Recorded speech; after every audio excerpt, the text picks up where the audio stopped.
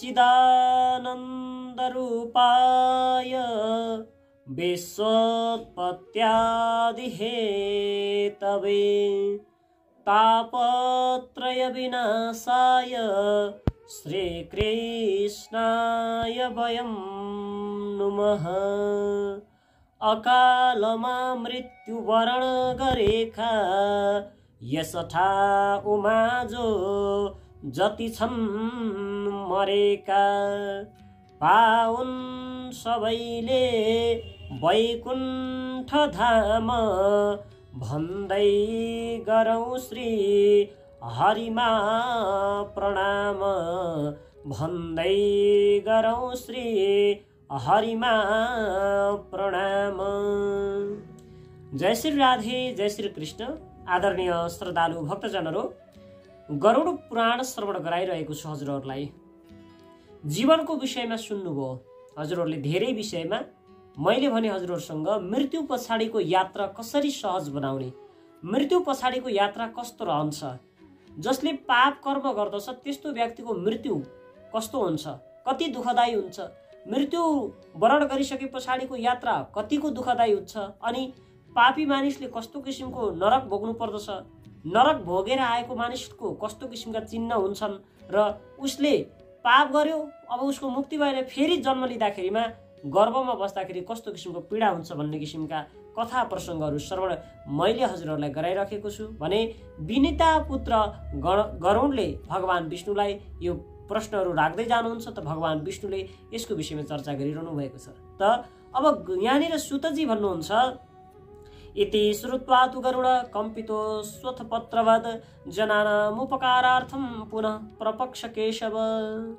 हे सौनकादिहरू हो, सुन, यस्तो किसिमबाट जब नरकका मानिसको मृत्यु त अत्यन्तै डरलाग्दो किसिमको हुँदो रहेछ, नरक यातना पनि अत्यन्तै डरलाग्दो किसिमको हुन्छ भन्ने कुरा सुनिसके पछाडि गरुडजी अत्यन्तै डराएर सम्पूर्ण जनको उपकार कसरी हुन्छ, उनीहरूको चाहिँ भलो कसरी हुन्छ भनेर आज भगवान विष्णुका उपरमा प्रश्न गर्दछन्।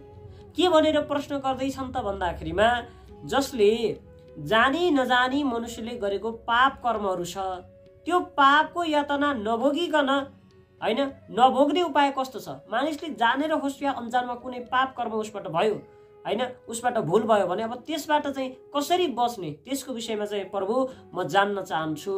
संसार रूपी समुद्रमा डुबेका दुखी मनुष्यहरूको निश्चय नै चित्त नभएको विषय रूपी पापमा आत्मालाई उनीहरूले नाश गर्दछन्।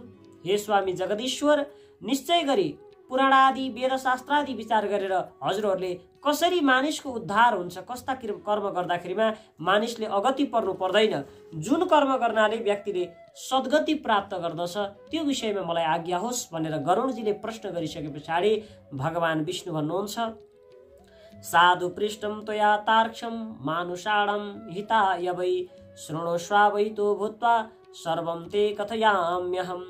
हे साधुहरूमा श्रेष्ठ, पक्षीहरूमा श्रेष्ठ गरुड, जब तिमीले आज मानिसहरूको हित होस् भनेर मानिसको उपकारका निमित्त, सारा संसारको उपकारका निमित्त यस्तो किसिमको प्रश्न गर्यौ त मैले मानिसको उपाय कसरी चाहिँ उनीहरूको उपकार हुन्छ भन्ने विषयमा बताउँदछु, तिमीले अत्यन्तै ध्यानपूर्वक सुन। हे गरुड, जो व्यक्तिहरूको निसन्तान छन्, सन्तान भएको छैन र उनीहरूको चाहिँ सन्तान नभइसके पछाडि अन्त्येष्टि कर्म भएको छैन, अन्त्येष्टि कर्म अथवा मृत्यु भइसके पछाडि गरिने 13 दिनको जुन दैहिक क्रिया छ त्यसको चाहिँ राम्रोसँग कर्म भएको छैन भने त्यस्ता मानिसहरूको दुर्गति हुने गर्दछ। जसको सन्तान छन् त्यस्ता जनहरू कहिल्यै चाहिँ सन्तान हुँदाको बखतमा दुर्गति उनीहरूले चाहिँ भोग्नु पर्दैन, उनीहरूले सद्गति प्राप्त गर्दछन्, किनकि सन्तानले उनीहरूको निमित्त उनीहरूको अन्त्येष्टि कर्म पनि राम्रोसँग गरिदिन्छन्। किनकि हाम्रोमा त के छ त भन्दाखेरिमा जन्मदेखि मृत्युसम्मका 16वटा संस्कारहरू छन्, ती सबैको विधिपूर्वक विधि विधान हुनु पर्दछ हैन। जसरी जन्मदाखेरिमा चाहिँ हामीले नामकरणहरू गर्दछौँ, षष्ठी इत्यादि गर्दछौँ, त्यस्तै गरेर मर्दाखेरिमा पनि अन्त्येष्टि कर्म चाहिँ गरेको हुनु पर्दछ। त के हो त भन्दाखेरि सबैभन्दा पहिलो कुरा त सन्तान भयो भने त कर्म गरिदिन्छन्, अब सन्तानै छैनन् भने त कसले गरिदिन्छ। त्यो भएको कारणले गर्दाखेरिमा सबैभन्दा पहिला सुरुमा त कुनै पनि मनुष्यले सन्तान हुने उपाय गरोस्। कसरी आफूलाई सन्तान हुन्छ, सन्तान छैनन् भने सन्तान जन्माउने चाहिँ उसले चाहिँ प्रयास गरोस् र कति गर्दाखेरिमा पनि उनीहरूलाई सन्तान भएन, सन्तानमा पनि पुत्र सन्तान भएन भने उनीहरूले के गर्दाखेरिमा उनीहरूलाई सन्तान हुन्छ, अनि गएर के गर्दाखेरिमा चाहिँ उनीहरूलाई पुत्र हुन्छ, यसको विषयमा बताउँछु। अत्यन्तै ध्यानपूर्वक सुन्नु भनेर चाहिँ गरुडजीलाई भन्नुभयो। त तपाईहरू पनि कसैलाई सन्तान भएको छैन भने यी उपायहरू गर्नुभयो भने अवश्यमेव सन्तान हुनेछ। के गर्ने त सन्तान नभएका जनहरूले भन्दा हरिवंश कथाम श्रुत्वा शतचण्डी विधानत भक्त्या श्री शिवमाराध्य पुत्रमुत्पादयत सुदे। के भनियो त भन्दाखेरि सन्तान नभएका जनहरूले निसन्तान जनले सन्तान प्राप्तिका निमित्त हरिवंश कथा सुन्नु, विधिपूर्वक शतचण्डी पाठ गराउनु, भक्तिपूर्वक शिवजीको आराधना गर्नु। यति गर्दछ भने चाहिँ उसलाई के हुन्छ त भन्दाखेरिमा सन्तान प्राप्ति हुन्छ। यति गरेर भए पनि सन्तान चाहिँ पाउनु पर्दछ। के त भन्दाखेरिमा जब व्यक्तिले सन्तान चाहिँ उसको चाहिँ जन्मन्छ तब उसको अथवा उसको चाहिँ एउटा पुत्र जन्मन्छ, त पुत्र जन्मिने बित्तिकै उस पुमनाम गरेको नरकमा कहिल्यै पर्नु पर्दैन। उसको पितृहरू पनि पुमनाम गरेको नरकमा रहेछन् भने त्यो पितृहरू पनि तर्दछन् भनेर बताइएको छ। त्यसैले चाहिँ सन्तानलाई यहाँनिर पुत्र भनिएको छ। पुत्र शब्दको अर्थ छोरो भन्ने मात्रै होइन, पुत्र शब्द यहाँनिर प्रयोग गरिएको सन्तान हो। त सन्तान हुन अति आवश्यक छ। सन्तान नभएको खण्डमा सन्तान पाउने चाहिँ इच्छा चाहिँ सबैले गर्नुपर्दछ। के भनिन्छ त भन्दाखेरिमा सन्तान धेरै भएर तपाईलाई चाहिँ तपाईको राम्रो हुने कुरा होइन। सन्तान एउटै मात्र भए पनि हुन्छ, तर त्यो सन्तान तपाईको धर्मात्मी हुनु पर्यो। त्यो तपाईको सन्तान संस्कारले युक्त हुनु पर्यो। किनकि एउटा मात्रै धर्मात्मा सन्तान तपाईको कुलमा जन्मियो भने त्यसले 21 कुललाई तार्दछ हैन। त्यो सन्तानले तपाईको चाहिँ लोकको रक्षा गर्दछ, तपाईको चाहिँ यस कृति तपाईको चाहिँ बढाउँदछ। तर सन्तान कुपुत्र जन्मियो भने चाहिँ त्यसले के गर्दछ भन्दाखेरि भएको इज्जतहरू पनि सबै डामाडोल गराउँदछ। त्यो भएको कारणले कुपुत्र हुनुभन्दा त सन्तानै नभएको राम्रो भनेर पनि भनिन्छ। त हामीले हाम्रो सन्तानलाई जन्माएर मात्रै भएन, उसलाई सतपात्र बनाउनु पर्यो। असल किसिमको शिक्षा संस्कारहरू हामीले प्रदान गर्नुपर्ने हुन्छ। त्यस्तै गरेर अब यो के भनिएको छ त भन्दाखेरिमा यो सन्तानको विषयमा त वेदादि शास्त्रहरूमा पनि भनिएको छ। जसले चाहिँ पुत्रको मुख देख्दछ भन्दाखेरिमा ऊ पुत्रको मुख देख्ने मानिस मृत्युको समयमा पुत्रको मुख देख्दछ अथवा चाहिँ जीवनमा सन्तान हुन्छन् भने ऊ पितृऋणबाट मुक्त हुन्छ। नातिको शरीर छुनाले मर्दाको बखतमा अन्तिम समयमा नाति नातिनीको शरीर छुनाले पनि तीनवटा ऋणबाट ऊ मुक्त हुन्छ। अन्तिम समयमा नाति नातिना हुनु पनि अत्यन्तै राम्रो। देव पितृ ऋषि ऋण गरेर 3बाट चाहिँ छोड्दछ। पनातिहरू नाति पनातिहरू उसले चाहिँ देख्दछ भने उसले देवलोकलाई प्राप्ति गर्दछ भनेर चाहिँ बताइएको हुन्छ। भने स्वजातिकी विवाहिता स्त्रीबाट पैदा भएको पुत्रले नै तपाईहरूलाई स्वर्गादि प्रदान गर्न सक्छ। तपाईहरूलाई दिएको जलाञ्जली पिण्डदान इत्यादिहरू गरिएको तपाईले प्राप्त गर्न सक्नुहुन्छ। स्वजाति भन्दा बेगर गएर चाहिँ विवाह गर्दछ भने त्यसले चाहिँ गएर चाहिँ हुँदैन। विजातीय अविवाहिता स्त्रीबाट विजातीय पनि हुनु भएन र अविवाहिता स्त्रीबाट पनि त्यो बच्चा जन्मनु भएन। विजाति छ र अविवाहित स्त्रीबाट बच्चा जन्मिएको छ भने त्यस्तो बच्चाले गरेको कर्मले उल्टो के गर्दछ नरकमा लैजान्छ। त्यसबाट पनि कुनै किसिमको चाहिँ फल प्राप्त हुँदैन। यसै कारणले हीन जातिको सन्तान चाहिँ त्याग्नु भनेको चाहिँ आफू मिल्दो चाहिँ सँग चाहिँ बिहे गर्नु, त्यही अनुसारको चाहिँ सन्तान उत्पत्ति गर्नु। हे गरुड, आफ्ना स्वजाति स्त्रीका पुत्रले श्राद्ध दानादि गर्नाले पितृहरूलाई स्वर्ग गति उनीहरूले प्रदान गर्दछन्। आफ्ना पितृले पितृ तारेको त के भन्नु, अर्कै प्रेत पनि अर्काले दान क्रिया गर्दा स्वर्गमा गएको चाहिँ छ। आफ्नाले मात्रै होइन, आफ्ना सन्तानले पितृकर्म गरिदिँदाखेरिमा अन्त्येष्टि कर्म गरिदिँदाखेरिमा त जसका पनि पितृहरू तर्दछन्, त्यसमा त शङ्कै छैन। तर आफ्ना सन्तान छैनन् भने कुनै एउटा चाहिँ राम्रो त्यस्तै किसिमको चाहिँ व्यक्तिले अर्काको क्रिया इत्यादिहरू गरिदिन्छ भने अर्काले दान क्रियादि कर्महरू गरिदिँदाखेरिमा पनि स्वर्ग गएको चाहिँ पथका प्रसङ्ग छ। के छ त भन्दाखेरिमा यो एउटा कुनै समयको घटना हो, कुनै समयको कुरा हो। यो यसको विषय मैले बताउँछु। पहिले त्रेता युगमा हेर्नुहोस् है, कुरा अत्यन्तै गम्भीर छ। पहिला त्रेता युगको समयमा बब्रुवाहन नाम गरेका एउटा राजा थिए। त्यो राजा महोदय नाम गरेको सहरमा बस्दथे। महोदय नाम गरेको सहर अत्यन्तै रमणीय थियो हैन। र त्यही सहरमा ती धर्मात्मा बलवान, अत्यन्तै धर्मात्मी र बलवान बब्रुवाहन राजा थिए।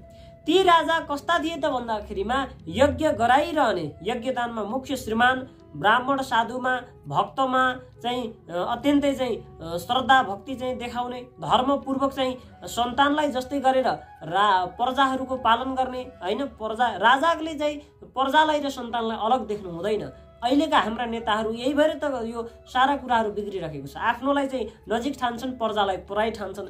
प्रजा र चाहिँ आफ्नो सन्तानलाई चाहिँ नजिक टाढा भन्ने हुँदैन, सबैलाई एक समान देख्न सक्नु पर्दछ।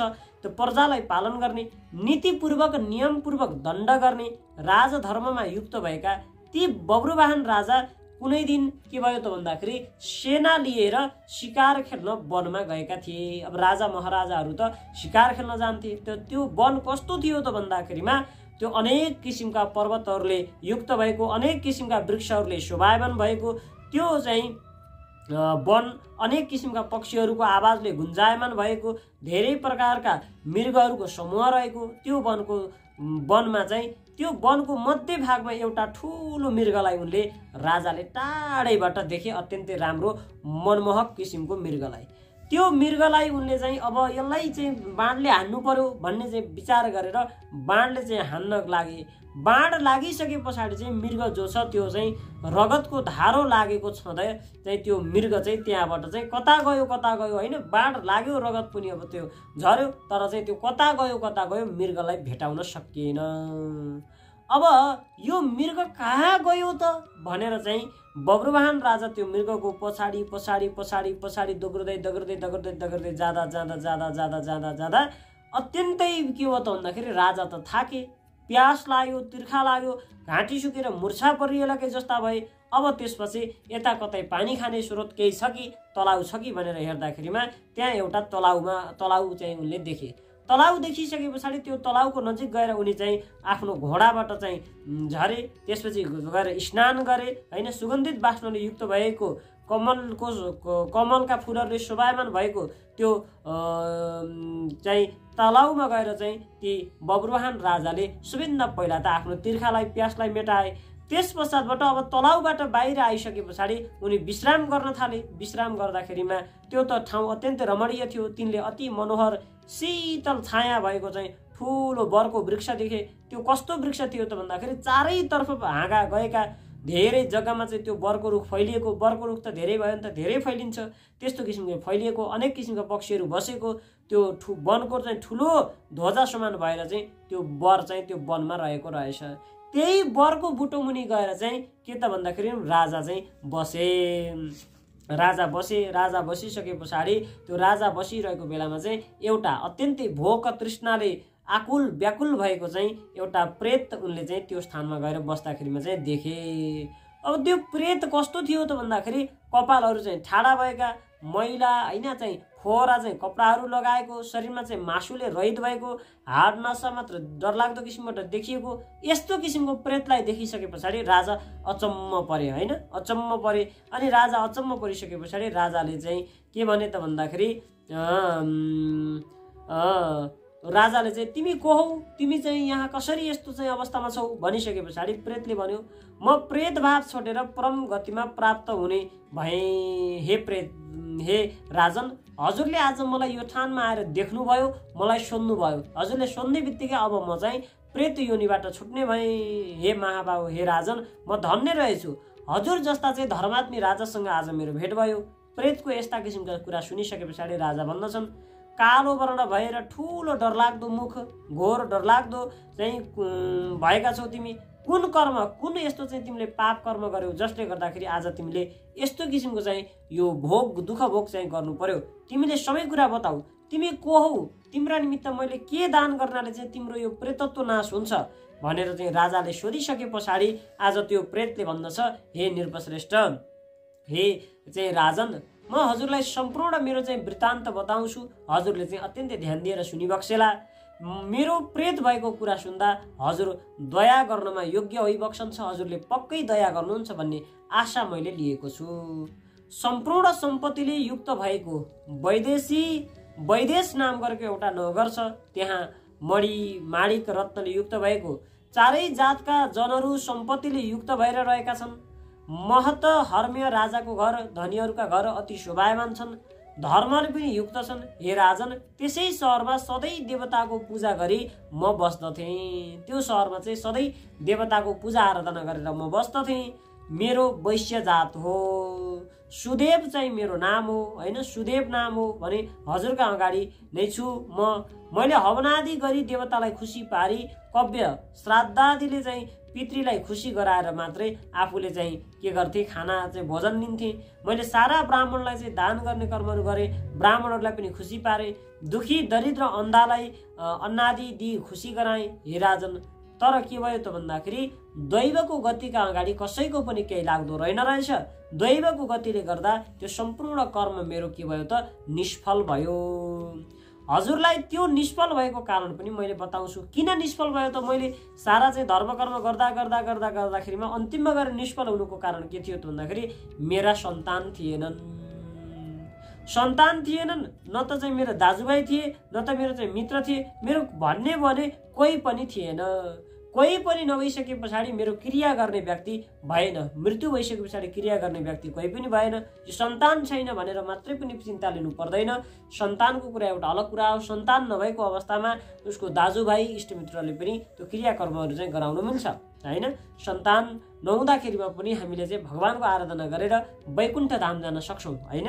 त्यो भएको कारणले गर्दाखेरि सन्तान भएन भन्ने कुराको विषयमा त चिन्ता लिनु हुँदैन। त मेरो कोही पनि थिएन, न त सन्तान थिए, न त दाजुभाइ थिए, न त कोही थिए, कर्म गरिदिने कोही भएन।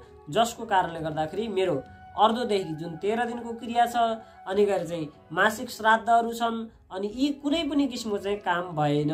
काम नभइसके पछाडि मैले आज प्रेतत्व भएर चाहिँ बस्नु पर्यो। मेरो प्रेतत्व नाश भएन। हे राजन, अब हजुरले मेरो अर्धोदैहिक क्रियाकर्म गरेर चाहिँ मेरो उद्धार गर्नुहोस्। राजाहरू चारै जातका बन्धु हुन्, राजाका निमित्त यो जात त्यो जात भन्ने हुँदैन। त तपाईँले चाहिँ मेरो यो गर्नुहोस्, मलाई तार्नुहोस्।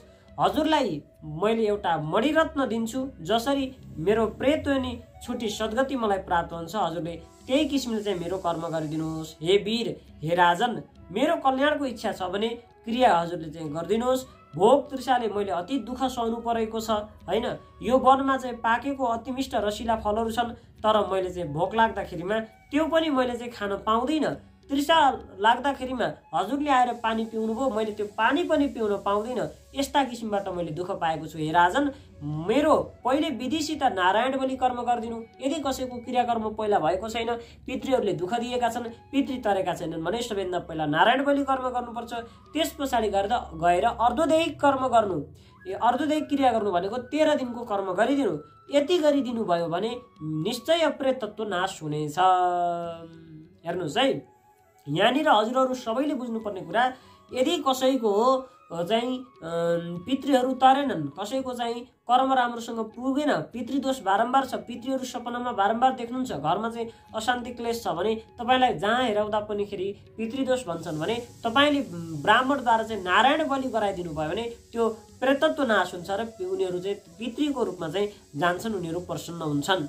अब यो के छ त भन्दाखेरि वेद भए, मन्त्र भए, तपस्या र सम्पूर्ण दान भए। के छ भन्दाखेरि सत्शास्त्र सुन्नु, विष्णुको पूजा गर्नु, सज्जनसँग सङ्गत गर्नु, यी कर्म गर्नाले मानिसको चाहिँ प्रेत योनिको नाश हुन्छ। वेद पढ्यो भने होइन, सत्सङ्ग सुन्यो भने, पुराणादि शास्त्रहरू सुन्यो भने, भगवानको पूजा आराधना गर्यो भने मानिसको चाहिँ के हुन्छ, प्रेत योनि नाश हुन्छ। त मैले यो कुरा चाहिँ सुनेको छु। त्यसो भएको कारणले चाहिँ तपाईँले पनि यो मेरो कर्म गरिदिनुहोस् भनेको कारणले गर्दाखेरि राजाले भन्दछन्, हे राजन, त्यसै कारणले गर्दाखेरि मेरो प्रेतत्व कसरी नाश हुन्छ त्यो कर्म हजुरले गरिदिनुहोस्। सुवर्ण द्वय 32 तोलाको सुन मैले हजुरलाई प्रदान गर्दछु। के भनिन्छ त भन्दाखेरि त्यो नारायण बलि गर्दाखेरिमा चाहिँ असली सुवर्ण द्वय भनेको 32 तोलाको सुनको एक नारायणको प्रतिमा बनाउनु, पीताम्बर वस्त्र लगाई गहनादि पहिराइदिनु र नाना प्रकारको जलले स्नान गराई सिंहासनमा राखेर भगवान विष्णुको चाहिँ के त भन्दाखेरिमा पूजा गरिदिनु। पूर्व भागमा श्रीधर नामको विष्णुको पूजा गर्नु, पश्चिममा वामनको पूजा गर्नु, उत्तरमा गदाधर नाम भगवानको पूजा गर्नु, अनि गएर मध्यमा ब्रह्माजीको र महादेवको पनि पूजा गर्नु। चन्दन अक्षता फूल पृथक पृथक तरिकाका चिजहरू चढाउनु, धूप दीप नैवेद्य गर्नु, त्यति गरिसके पछाडि प्रदक्षिणा गरेर अग्निमा हवन गर्नु। देवता तृप्त हुन्छन्। घिउ दही दूधले विश्वदेवलाई तृप्त पार्नु। यति गरिसके पछाडि यजमान जो छ सो स्नान गरी शुद्ध भई नमृत भई भक्तिसहित नारायणका अग्रभागमा विधिपूर्वक शास्त्रमा बताए बमोजिम 10 दिनसम्मको अर्धदैहिक क्रिया गर्नु। क्रोध लोभ मोह छाडी शास्त्र अनुसार 16 श्राद्ध गरी वृषोत्सर्ग पनि गर्नु। 11 दिन भनेको 11 दिनको काम गर्नु, 12 दिनको दिन काम गर्नु र 12 दिनको दिनमा 13 जना ब्राह्मणलाई प्रेत घडाको चाहिँ दान गर्नु, पददान गर्नु हैन, 13 वटा चाहिँ पददान गर्नु, अनि गएर चाहिँ शय्यदान पनि गर्नु। त राजा भन्दछन् यो प्रेत घडा भनेको के हो? यो प्रेत घडा दान गर्ने भने के हो, कुन विधिले दान गर्नु पर्दछ? सम्पूर्ण प्रेतको उपकार हुने प्रेत घडाको विधि चाहिँ के हो त्यो मलाई बताऊ भनिसके पछाडि प्रेतले भन्दछ, हे साधुमा श्रेष्ठ महाराज, तपाईले अत्यन्तै राम्रो प्रश्न गर्नुभयो। मैले भन्दछु यदि जो सदृढ दानले प्रेतत्व नाश हुन्छ, जसले गर्दाखेरि सदृढ दानले चाहिँ प्रेतत्व नाश हुन्छ, त्यो हो प्रेत घडा। प्रेत घडा दान गर्नाले सम्पूर्ण अशुभ नाश हुन्छ। यो दान लोकमा अति दुर्लभ छ। दुर्गति नाश भई शुभ गति प्राप्त हुन्छ। शुद्ध सोधिएको सुनको घडा बनाई पुरै सुनको चाहिँ शुद्ध किसिमको चाहिँ सुनको चाहिँ एउटा कलश बनाएर ब्रह्मा विष्णु शिव लोकपाल सहित चित्रयुक्त घडामा घिउ दूधले पूर्ण गरी त्यो चाहिँ दान गर्नु पर्दछ है। त्यो चाहिँ सुनको एउटा चाहिँ कलश बनाउनु, त्यसमा चाहिँ ब्रह्मा विष्णु शिव लोकपाल सहित चित्रयुक्तको चाहिँ पूजा गर्नु, अनि त्यस पछाडि गएर चाहिँ यसलाई घिउ र दूधले भरेर चाहिँ यसलाई चाहिँ दान गरिदिनु। अनि गएर चाहिँ अब शय्यदानमा के काम छ त भन्दाखेरिमा अरु शय्यदानमा घडाको मध्यमा ब्रह्मा विष्णु अव्यय अविनाशी शिवजी क्रमैले स्थापना गर्नु र स्थापना गरिसके पछाडि त्यही घडाको कण्ठमा क्रमैसित 10 दिक्पालको चित्र बनाउनु। हे राजन, कुसुमादि पुष्पचन्दले पूजा गरी धूपदीप नैवेद्य भेटी गरी दूध घिउले पूर्ण त्यो सुवर्ण घट ब्राह्मणलाई दान गर्नु। महापातक नाश गर्ने सम्पूर्ण दान भन्दा यो दान मुख्य हो। हे राजन, श्रद्धापूर्वक प्रेत घडा दान गर्नाले प्रेतत्व योनि छुटी शुभ गतिमा प्राप्त हुन्छ। श्री भगवान आज्ञा गर्नुहुन्छ, हे गरुड सुन। यस्ता प्रकारको राजाको र प्रेतको संवाद हुँदै थियो। त्यसै बेलामा राजालाई खोज्दै हात्ती घोडा रथ सहित राजाको सेना त्यहाँ आइपुगे। राजाको सैन्यलाई आएको देखि राजालाई मडिदिएर यो कर्म गरिदिनु भनी नमस्कार गरी प्रेत के भयो त भन्दाखेरिमा अन्तर्ध्यान भयो। त्यो वनबाट निस्किसके पछाडि राजा आफ्नो शहरमा गए। शहरमा पुगिसके पछाडि प्रेतले बताए बमोजिमबाट सारा कर्महरू गरिदिए। हे गरुड, प्रेतले भने बमोजिम विधिपूर्वक अर्धदैहिक क्रिया पनि गरिदिए। त्यसकारण त्यसको पुण्यको प्रतापले गर्दाखेरि प्रेत पनि मुक्त भएर देवलोकमा गयो। अर्काले गरिदिएको श्राद्धले त्यो प्रेत पनि मुक्ति भयो भने आफ्ना पुत्रले गर्दा त पितृहरू किन मुक्त हुन सक्दैनन् त? अवश्यमेव पितृहरू मुक्त हुन्छन्। यो प्रेत मुक्त भएको पुण्य कथा सुन्ने अथवा सुनाउने दुवैजना घोर पाप गरेको भए पनि प्रेत कहिल्यै हुनुपर्ने छैन भन्ने सम्मको कथा यस अध्यायमा हजुरहरूलाई श्रवण गराए। बाँकी अध्याय बाँकी कथा भोलिको बसाइमा।